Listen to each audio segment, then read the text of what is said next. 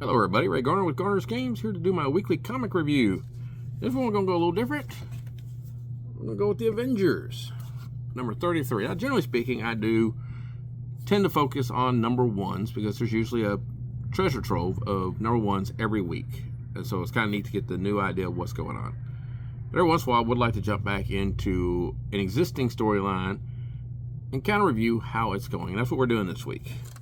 Now, Avengers 33 is brought to us by MacKay is our writer, and Javier Pina is our artist. Now, basically, we're in the middle of a storyline against Kang the Conqueror, which is one of the major villains of the Avengers. For those of you who aren't familiar, he is, basically, if you're a Who fan, he's more or less an evil Time Lord.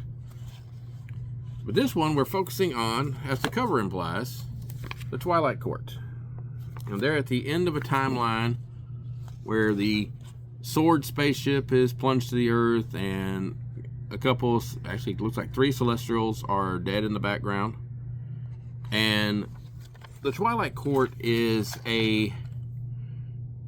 fabricated by Kang, disguising himself more or less as the Merlin of this era, based on the Knights of the Round Table, King Arthur and everything. So each character is reimagined with different powers.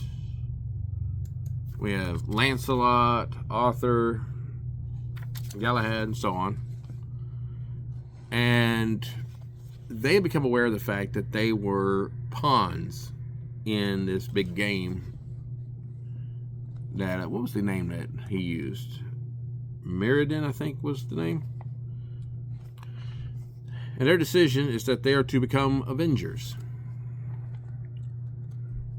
I do like the comment that is made that even though he's not Arthur, he is basically inspired by Arthur, so he just can't stand not to pull a sword out of a stone. So they work hard. They find a dead Dr. Doom who has 2 Infinity Stones for this reality. Using their powers, the ship and the Infinity Stone, the giant sword ship breaks through the dimensions and the timelines and starts going around the multiverse. And 8 years later, they have done tons of good. They have a little list of where they've defeated evil. They have saved worlds, saved galaxies. But they're now facing something they can't defeat. The Ambassador, which is basically a space energy being, I would guess. They fly in to face it. And they don't succeed. That's the ship computer says that's how I lost my family. Days later, the sword ship, which had been renamed Camelot, is starting to reboot. When it is boarded by this group. These are not a nice heroic group. They proceed to rip out the control systems, imprison the AI mind, and they go on a murder terror spree, destroying worlds, ruining civilizations.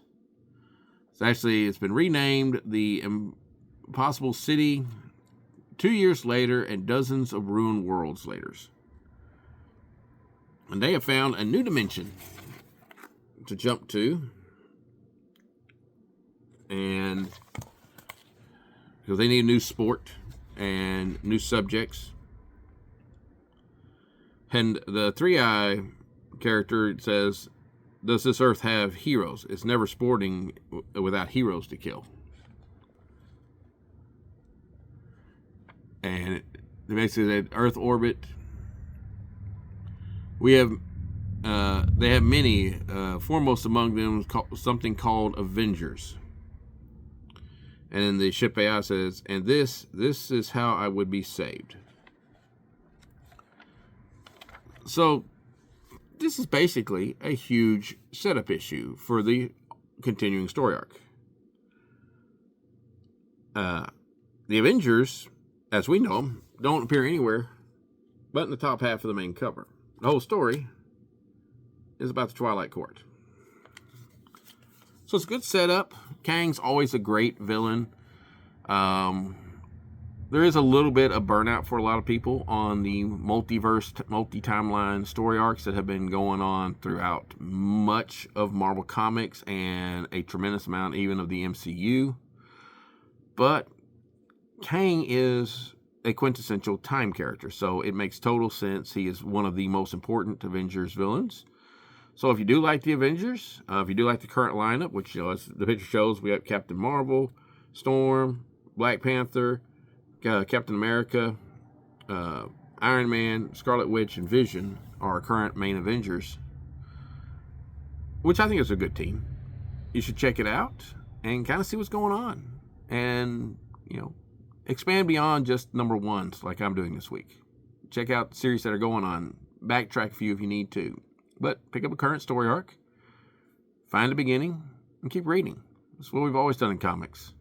No one with my budget has Action Comics 1 through current 1,000 or 1,100 and something.